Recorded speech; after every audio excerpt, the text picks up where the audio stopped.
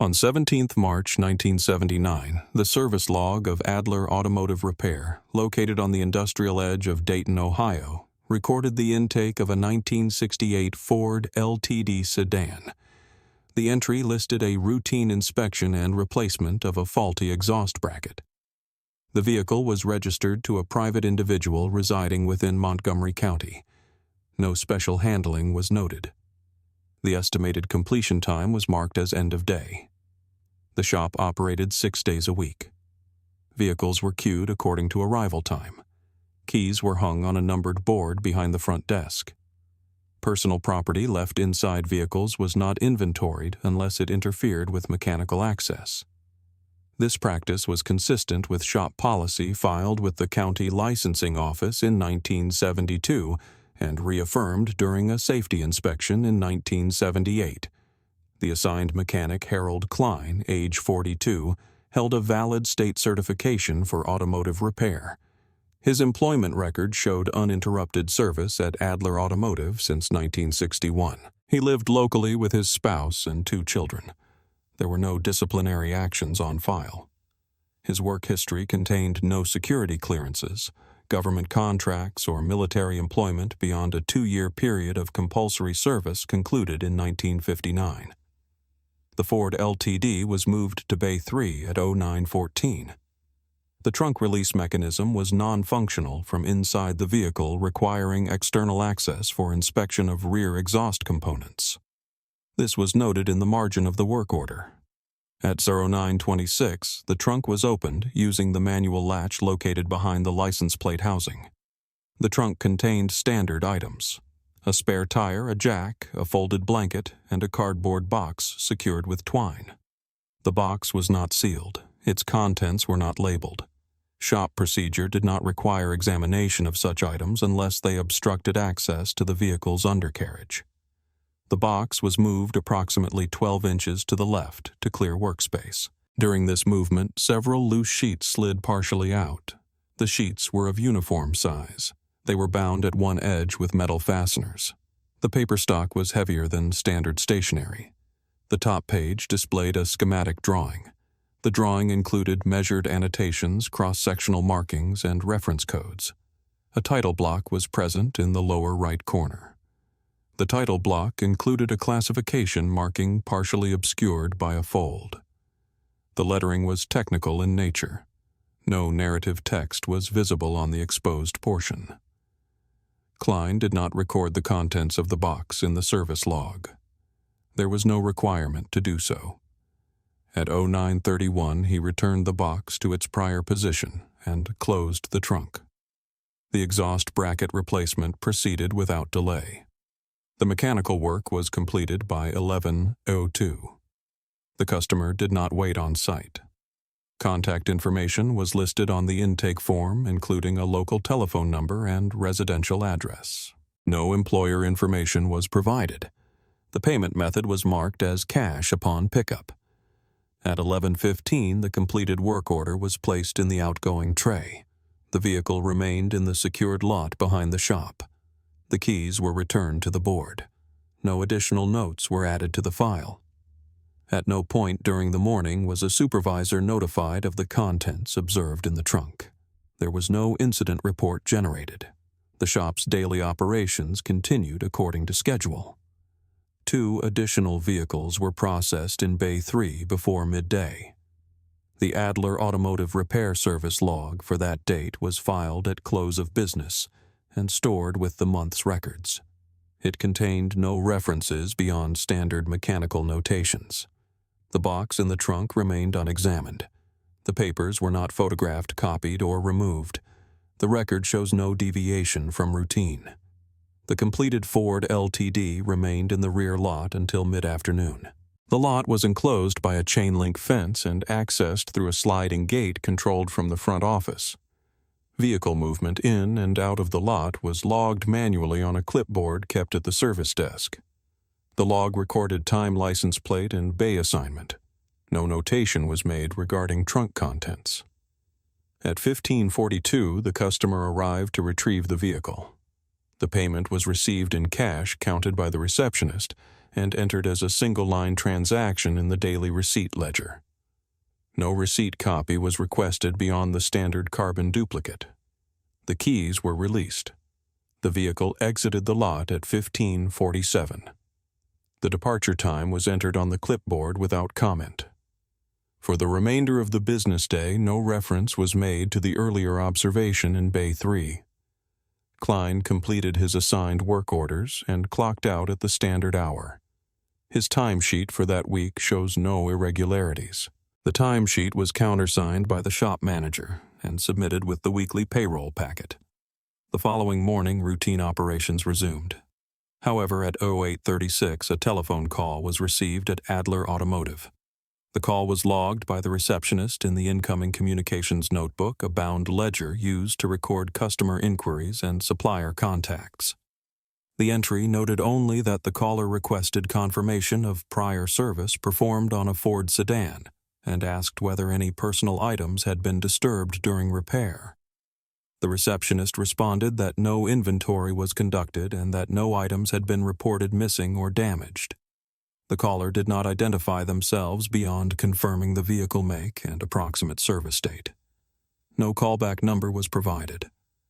The call lasted under 2 minutes.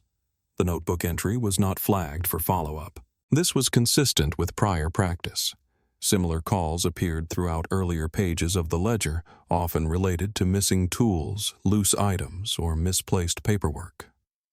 Later that morning, Klein reviewed the ledger entry while retrieving a supplier invoice from the front desk. According to his later written statement submitted months afterward, the description of the call was sufficient for him to associate it with the prior day's service. At the time, no formal response was made. There was no requirement to do so.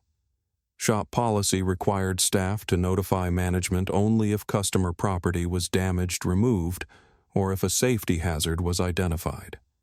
The presence of documents in a trunk did not fall under these categories. There was no established protocol for handling printed materials encountered during routine mechanical access.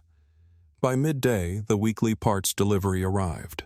Receiving logs were completed. The shop manager conducted a brief walkthrough of the bays, signing off on cleanliness and equipment placement. Bay 3 was marked compliant. No irregular findings were recorded. That afternoon, Klein accessed the shop's employee bulletin board to review an updated safety notice issued by the county. The notice pertained to proper disposal of chemical waste. It did not reference security confidentiality or customer property beyond hazardous materials. The notice was initialed by staff members as acknowledgement. No written or verbal communication occurred between Klein and management regarding the earlier trunk contents. No personal notes were made. There was no duplication or recollection of the drawings beyond what had been momentarily visible. At close of business, the communications notebook, receipt ledger, and service logs were placed in the filing cabinet behind the front office. The cabinet was unlocked during business hours and locked overnight. Records were retained according to the shop's standard 5-year policy. The operational record for these 2 days shows continuity. Calls were answered. Vehicles were serviced. Logs were completed. No corrective action was initiated. No external authority was contacted. The presence of technical drawings in a customer's trunk remained unclassified within the shop's documentation system. There was still no incident report. In the weeks following the service call, no further contact was recorded between Adler Automotive and the vehicle owner. The service file remained inactive. Under shop procedure, inactive files were reviewed only during quarterly audits for billing accuracy and tax reporting. The Ford Ltd. work order was not selected for review. Its entries were standard and complete. Klein continued his regular assignments.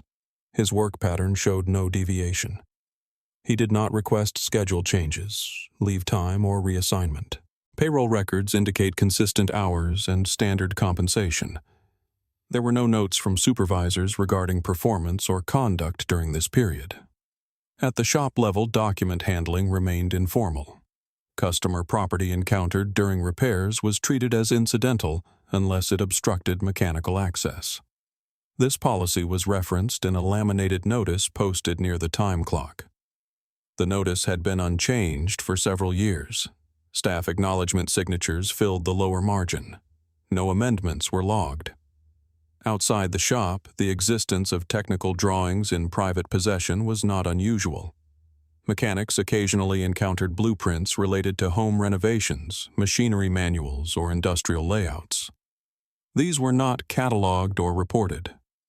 No distinction was made between benign and sensitive material without explicit instruction from an authority.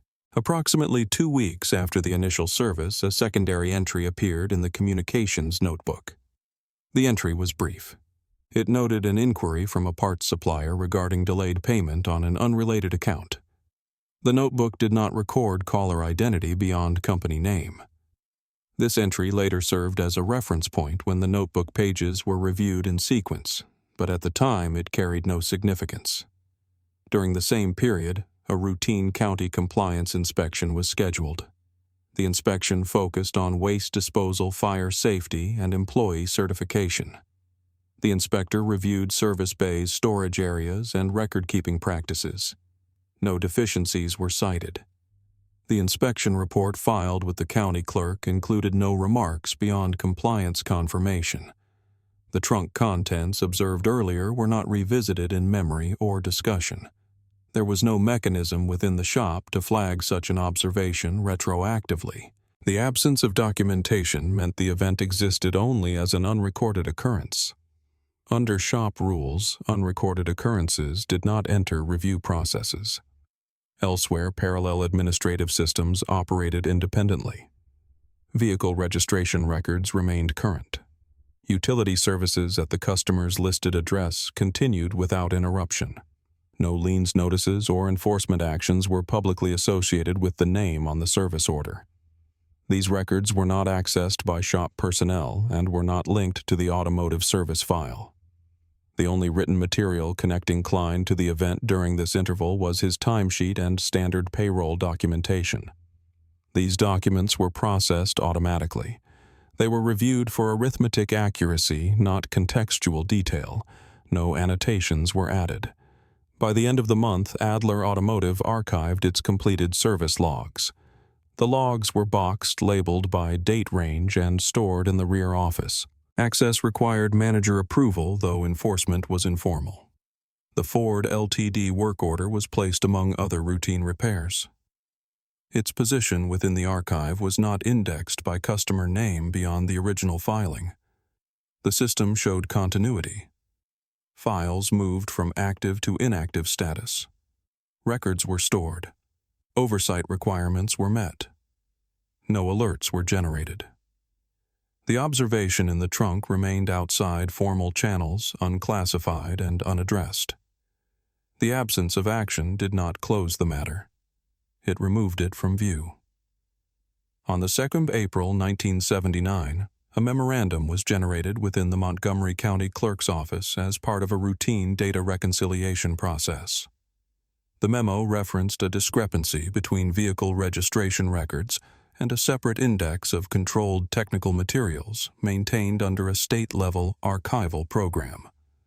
The document was assigned an internal tracking number and routed for secondary review. No urgency classification was applied. The archival program existed to catalog technical documents submitted voluntarily by contractors working under state-funded infrastructure projects. Participation was mandatory only for firms holding active contracts. Individuals were not typically subject to review unless named in associated filings. The index was maintained on microfilm and updated quarterly. The discrepancy noted in the memorandum involved a name match. The registered owner of a 1968 Ford Ltd. Shared a full name and date of birth with a technical draftsman previously listed in the archival index. The draftsman's last recorded submission involved schematic materials related to energy containment systems. The memo did not specify content beyond category codes. It recommended verification. Verification procedures required cross-referencing addresses. The clerk assigned to the task accessed publicly available address records. The residential address on file for the vehicle owner matched an address previously associated with the draftsman entry. This was recorded as a partial confirmation. The memo was updated to reflect this finding and forwarded to the records verification unit. At no point did the memo reference Adler Automotive Repair. No service records were requested. The automotive service file remained outside the scope of the clerk's review. The verification process was confined to administrative databases and archived submissions. On 5 April 1979, the records verification unit opened a review file. The file consisted of the original memorandum, a photocopy of the relevant vehicle registration entry, and a printout from the archival index. The printout listed submission dates, classification categories, and originating contract numbers. It did not include document titles or technical descriptions. The review file was logged as inactive pending further instruction. Under unit policy, inactive files were held until either additional discrepancies emerged or a scheduled audit prompted reevaluation. No notification was sent to the individual named. No restrictions were applied. Separately, the State Archival Program conducted a scheduled audit of submission compliance. The audit focused on contractor filings from the previous fiscal year. During this audit, several older entries were flagged for missing closure documentation. One of these entries corresponded to the same draftsman record referenced in the county memo. The audit report noted the absence of a formal destruction or transfer certificate for submitted materials. The audit report was finalized on 11 April 1979 and distributed internally. It included a list of flagged entries by reference number only. Names were stored in a separate appendix accessible to authorized staff. The report recommended follow-up but did not assign responsibility.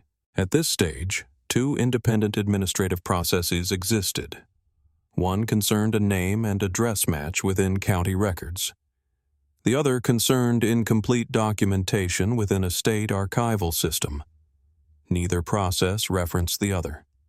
No consolidation occurred. The existence of technical drawings in private possession was not alleged in any document. The procedures addressed record completeness, not unauthorized retention. The language of both the memo and the audit report remained neutral, focusing on alignment of files. No time limits were imposed. No deadlines were recorded. The review file and the audit report entered their respective queues. Both systems continued to operate under standard load. The matter acquired its first formal documentation. It did not yet acquire direction. The review file in the records verification unit remained inactive for an extended interval. Its status was unchanged because no triggering condition had yet been met. Under unit protocol, inactive files were revisited only when linked records were modified or when periodic reconciliation cycles required re-examination. Neither occurred immediately. Within the State Archival Program, the flagged draftsman entry was placed on a secondary list for follow-up. This list was circulated internally among compliance officers responsible for document lifecycle management. The officer's task was to determine whether missing closure documentation reflected clerical omission or unresolved custody of materials. The list did not authorize contact with individuals. It authorized file comparison. Comparison procedures involved matching contract numbers to termination records. In several cases, termination certificates were present but misfiled. In others, records were incomplete. The draftsman entry fell into the latter category. The absence was logged. No inference was drawn. The entry remained open. At the county level, the name match memo passed through a scheduled reconciliation cycle. During this cycle, staff reviewed unresolved discrepancies older than the standard interval. Files without action were either closed for lack of corroboration or escalated for expanded verification. The review file met criteria for escalation because it contained two independent points of partial confirmation: identical personal identifiers and address continuity. Escalation did not imply violation. It triggered scope expansion. A secondary verification request was generated. This request authorized access to additional non-public records, including professional licensing databases and archived contractor registries. The request was logged and assigned a processing window defined by internal policy. The expanded verification identified that the individual associated with the vehicle registration had previously held a temporary technical certification linked to subcontract work on a state-funded energy project. The certification had lapsed years earlier. The lapse was recorded. No renewal activity was present in the system. This finding was appended to the review file. The file's status was updated from inactive to pending. Pending status required supervisory acknowledgement. A supervisor initialed the update. No further instruction was added. Pending files were reviewed during weekly coordination meetings. At the next coordination meeting, the file was listed among several others. Meeting minutes recorded the file reference number and a brief notation indicating archival inconsistency, no active contract. No decision was reached. The minutes reflected that additional clarification would be deferred until the next reporting cycle. Meanwhile, the state archival compliance officers completed their comparison task. The draftsman entry remained unresolved due to missing disposition records. Under program rules, unresolved entries older than a defined threshold were referred to an oversight committee for determination. The referral packet included only reference numbers and procedural history. Personal identifiers were redacted at this stage. The Oversight Committee's mandate was limited. It could recommend record correction, extended retention, or external inquiry. It could not compel action without corroborating documentation. The packet containing the draftsman entry was added to the committee's agenda for a future session. None of these procedural movements were communicated outside their respective offices. No notices were issued. No inquiries were sent. The individual associated with the records remained unaware of the pending status changes. The automotive service encounter remained disconnected from these processes. No system linked private vehicle service activity to archival compliance mechanisms. The trunk contents observed earlier were still absent from all formal documentation. However, procedural space was narrowing. Multiple systems now held open references associated with the same identifiers. Each reference was valid within its own rules. None provided resolution. The records did not contradict each other. They accumulated. On 18 April 1979, the Oversight Committee convened for its scheduled session. Attendance was recorded. The agenda listed unresolved archival entries exceeding the retention threshold. One entry corresponded to the draftsman reference previously flagged. The committee reviewed the procedural history provided in the referral packet. No technical content was included. The review focused on custody status. Committee protocol required a determination of whether unresolved custody posed administrative risk. Risk categories were defined narrowly. They included loss of state property, unauthorized retention, or incomplete record closure. The committee could not determine category assignment without additional verification. It voted to request clarification from external registries authorized to confirm possession or disposition of technical materials. The request was formalized as an inter-office inquiry. It authorized limited disclosure of personal identifiers to designated agencies. The inquiry specified reference numbers, submission dates, and classification categories. It did not reference nuclear applications. The language remained procedural. This inquiry constituted an irreversible step. Under policy, once external verification was requested, the file could not be closed internally without documented response. The inquiry was logged with a transmission time and assigned a response window defined by regulation. The receiving agency acknowledged receipt. The acknowledgement was automated and included no substantive content. The acknowledgement itself was logged as evidence of process continuation. Concurrently, the County Records Verification Unit received notice that an external inquiry had been initiated involving a reference overlapping with its pending file. The notice was limited. It confirmed overlap without detail. Under interagency coordination rules, overlapping files required synchronization. The county file status was updated to coordinated review. Coordinated review expanded scope. It permitted cross-referencing of previously segregated databases. A checklist was generated. Items included vehicle ownership history, prior employment records, and licensing status. Each item required independent confirmation. During checklist completion, staff accessed archived employment filings.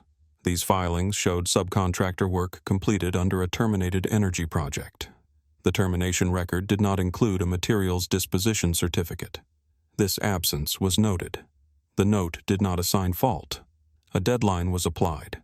Coordinated reviews required preliminary findings within a fixed interval.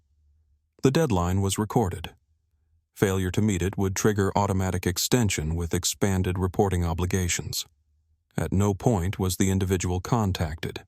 Policy discouraged premature notification absent confirmed violation. The systems prioritized record alignment over engagement. The Oversight Committee's inquiry and the county's coordinated review now proceeded in parallel.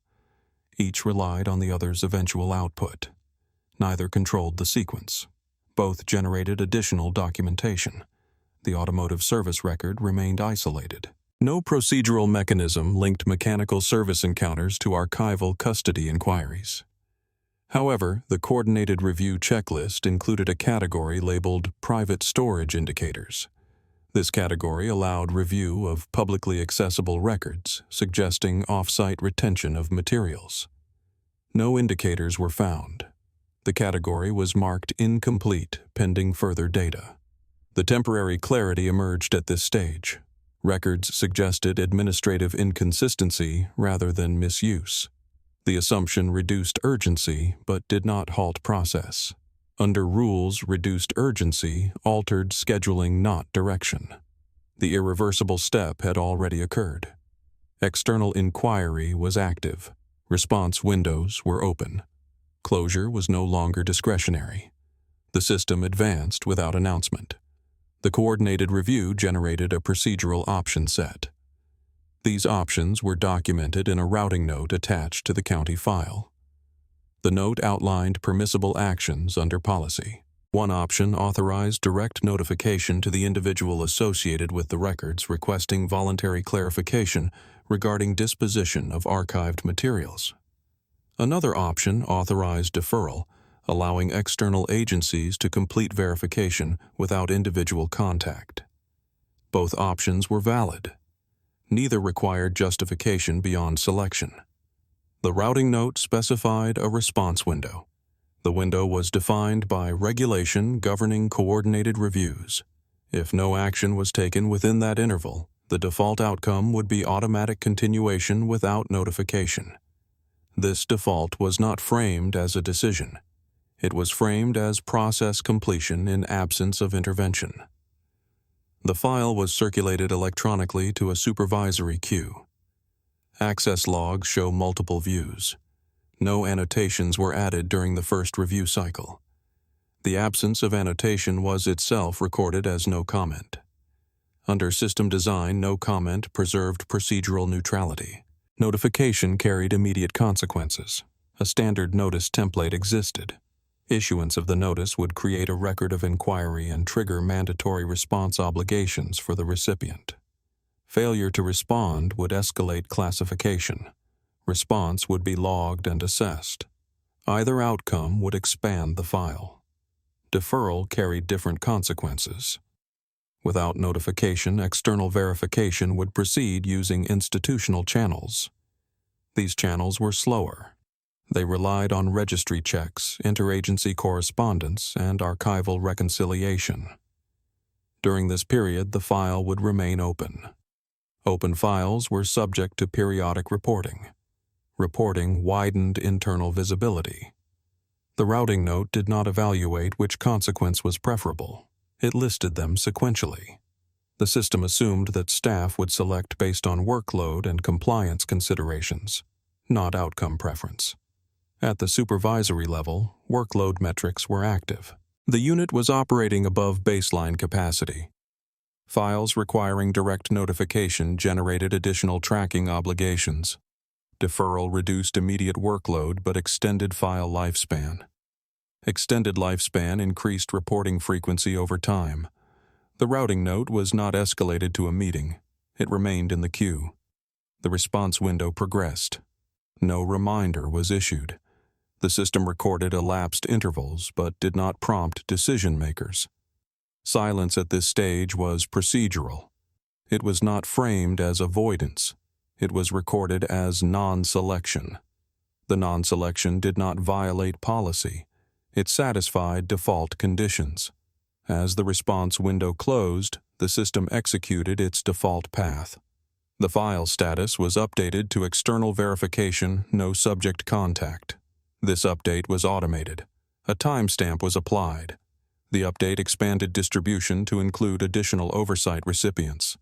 These recipients received notification of status change only.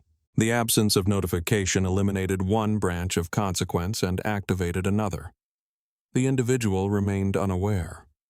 No opportunity for voluntary clarification was created. No immediate record of inquiry was generated in the individual's name. This reduced short-term exposure. However, the default path triggered a requirement for periodic status reporting. Each report required confirmation that verification remained incomplete. Each confirmation generated a record. Records accumulated. The moral dimension was not documented. The routing note did not frame silence as choice. It framed it as process. The individuals who viewed the note were not required to justify inaction. The system accepted elapsed time as sufficient condition. Later reviews would reconstruct this interval as a closed window. The option to notify would no longer be available without higher authorization. The default path, once activated, could not be reversed without documented cause. At the moment the window closed, no one was present.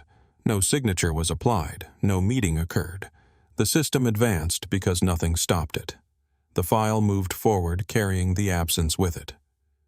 On 3 May 1979, an interagency notification was generated as part of routine status reporting for unresolved external verifications. The notification was distributed automatically to a predefined list of oversight recipients. Distribution logs indicate that recipients included a state compliance office, a federal records liaison unit, and a departmental audit coordinator. The notification contained no narrative.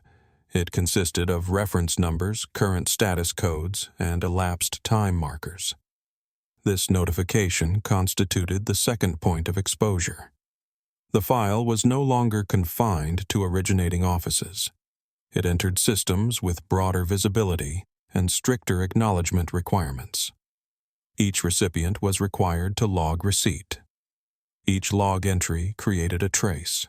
Receipt acknowledgments were returned electronically. They were time-stamped and stored. None included commentary. Under protocol, commentary was discouraged at this stage to avoid prejudgment. The act of acknowledgement itself triggered internal follow-up obligations within recipient agencies. Within the Federal Records Liaison Unit, the reference number was matched against a separate registry tracking classified technical materials associated with legacy energy programs. The registry did not catalog content. It cataloged custody questions. A match was identified at the level of category code. This match was recorded and flagged for administrative attention. Flagging did not imply violation. It required assignment. The file was assigned to a junior analyst for preliminary handling. The analyst's mandate was limited to confirmation of record alignment. Direct contact with individuals was prohibited without senior authorization. The assignment generated a case stub. The stub included identifiers, prior reference numbers, and a notation indicating multi-jurisdictional visibility. Case stubs were visible to supervisors and audit staff. Visibility expanded horizontally rather than vertically. Simultaneously, the State Compliance Office updated its internal dashboard. The dashboard tracked unresolved archival discrepancies with external overlap. The addition of a federal acknowledgement changed the file's classification from state-local coordination to intergovernmental review. This classification carried mandatory reporting intervals and eliminated discretionary closure. Quiet resolution was no longer possible. Informal correction required containment. Containment required limited visibility. Visibility had now expanded by design. At this stage, any action generated record. Any delay generated record. Silence no longer reduced footprint. It multiplied it through periodic confirmations. A standard inquiry template was prepared within the federal unit. Preparation did not equal issuance. The template existed as a draft. Draft existence was logged. Drafts were auditable artifacts even when unsent. The County Records Verification Unit received automated notice of the classification change. The county file was updated accordingly. The update appended a notice stating that internal closure was suspended pending intergovernmental resolution. The notice was system-generated and immutable. No attempt was made to revisit earlier decision points. The routing note from the prior phase was archived as completed. Its options were marked expired. The window it defined no longer existed within the system. The individual associated with the records remained uncontacted. However, the number of institutional observers increased. Each observer held partial information. No single office held the full picture. Compartmentalization persisted. The automotive service record remained external to these systems. It was not requested. It was not referenced. The physical existence of technical drawings in a private vehicle trunk remained undocumented. Nevertheless, the matter now carried witnesses. Access logs, acknowledgement receipts, case stubs, and dashboard entries formed a circulation trail. The file could be seen. It could be tracked. It could not be quietly set aside. From this point forward, correction required coordination. Coordination required documentation. Documentation ensured persistence. The system adjusted. The subject was now visible without being addressed.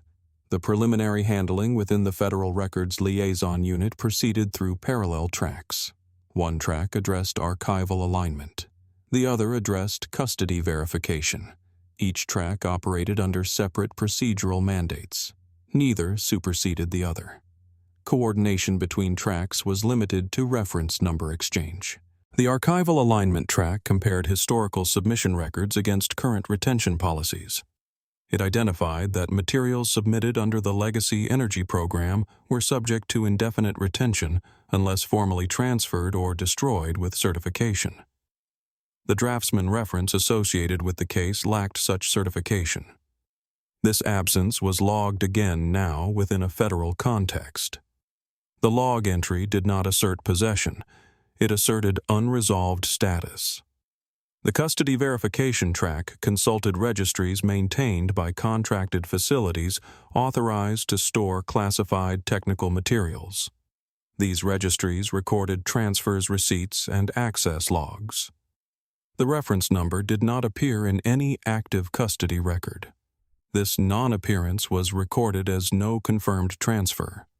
Under policy, this designation did not imply unauthorized possession. It implied unknown location. The two tracks generated separate memoranda. Each memorandum summarized findings within its scope. The memoranda were circulated internally. Circulation lists overlapped partially.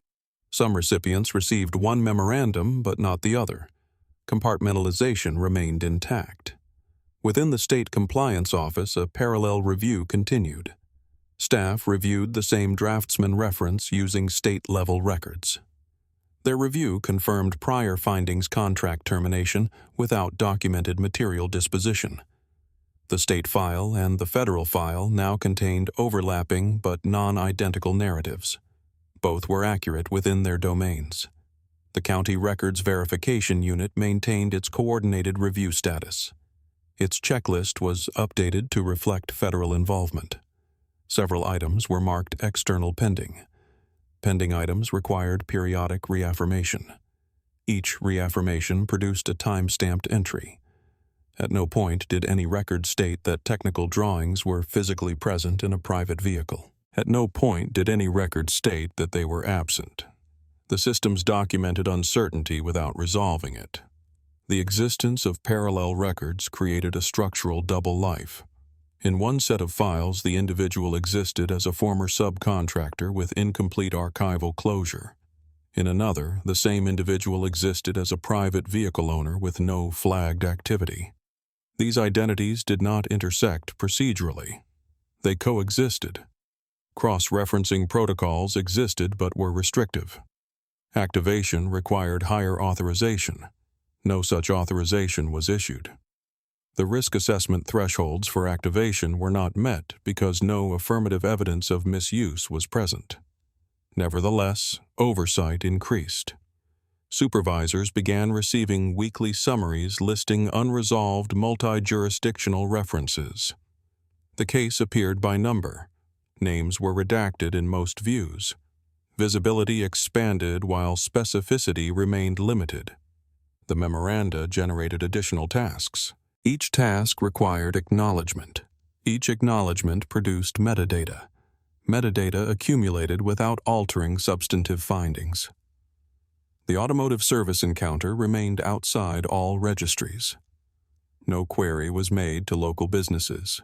No search of commercial service records was authorized. Such actions required cause. Cause required documented suspicion. Suspicion was not documented. The systems recorded diligence without discovery. They documented absence without closure. They maintained parallel truths that did not reconcile. By the end of the reporting cycle, the case existed simultaneously as an administrative anomaly and as an ordinary private life. Both states were valid. Neither was corrected. The double life was not concealed. It was sustained by procedure. The institutional collision began without announcement. It emerged from overlap. A federal compliance notice was generated as part of routine synchronization between the Records Liaison Unit and a regulatory enforcement division responsible for legacy energy documentation. The notice did not initiate enforcement. It initiated alignment. It referenced unresolved custody status and multi-jurisdictional visibility. It was transmitted under standing authority. Receipt of the notice triggered mandatory parallel actions. The regulatory division opened its own case file. The file was assigned a new identifier unrelated to prior reference numbers.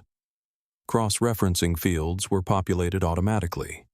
The file was classified as Administrative Review pending clarification. At the same time, the Federal Records Liaison Unit updated its internal case stub to reflect regulatory awareness. This update changed reporting obligations. Weekly summaries were replaced with bi-weekly detailed status reports. Each report required confirmation from multiple offices. Confirmation was logged separately by each office. The State Compliance Office received automated notification of regulatory involvement. Under intergovernmental protocols, this notification obligated the state office to preserve all relevant records and suspend any discretionary adjustments. Preservation notices were issued internally. These notices required acknowledgement by staff responsible for archival systems. The County Records Verification Unit was informed of the preservation requirement. Its file status was updated to hold external mandate. Under this status, no internal actions were permitted beyond information provision. The county unit became a passive participant responding to requests rather than directing process. As jurisdictions converged, documentation multiplied. Each institution maintained its own file. Each file contained similar but not identical materials. Requests for copies were exchanged. Each exchange produced transmission logs, receipt confirmations, and retention entries. Deadlines diverged. The regulatory division imposed a fixed response window for clarification of custody. The Records Liaison Unit operated under rolling review intervals. The State Compliance Office adhered to statutory reporting cycles. The county unit followed none of these schedules, but was required to respond within specified timeframes when queried. The subject of the records was reduced procedurally. In regulatory files, the individual appeared as an identifier associated with unresolved material disposition. In archival files, the same identifier appeared as a legacy submission without closure. In county records, the identifier appeared only as a name associated with an administrative discrepancy. No file contained a narrative. No file required intent. Requests were issued. One request sought confirmation from storage facilities. Another sought review of historical contractor correspondence. A third requested verification of licensing history. Each request was valid. Each was processed independently. Responses arrived at different intervals. The accumulation of requests eliminated discretion. Even non-response generated consequence. Missed response windows triggered follow-up notices. Follow-up notices expanded audit trails. Audit trails required explanation. Explanation required further review. Language shifted. References to individuals decreased. References to case numbers increased. Forms replaced memoranda. Checkboxes replaced free text. Human descriptors were absent. No action taken by the subject could alter jurisdictional overlap. Appeals were not solicited. Clarification was not requested directly. The process did not require participation to proceed. The automotive service encounter remained unmentioned. It existed outside the collision. Yet the collision's force increased. Documentation density rose. Oversight became layered. The systems pressed inward from different directions without meeting. The collision did not resolve contradiction. It intensified it. Multiple institutions now acted simultaneously, each within mandate, none in control. The process advanced through duplication rather than decision. Consequences propagated outward through routine mechanisms. None were framed as sanctions. Each appeared as an administrative adjustment justified by prior classification. Within the regulatory division, the unresolved custody status triggered a precautionary flag. The flag did not allege wrongdoing. It restricted eligibility. The restriction applied automatically to individuals associated with legacy energy documentation lacking closure certificates. The restriction was logged and transmitted to affiliated licensing authorities. A professional licensing database updated its records accordingly. The update altered the individual's eligibility status for certain categories of technical work, requiring access to controlled materials. The change was marked as conditional and subject to review. Conditional changes did not require notification beyond database notation. At the state level, archival compliance protocols required notification of affiliated institutions when unresolved custody persisted beyond a defined threshold. A standardized notice was issued to the individual's former contracting entity, which still existed in a reduced administrative form. The notice requested confirmation that all materials issued under the terminated contract had been accounted for.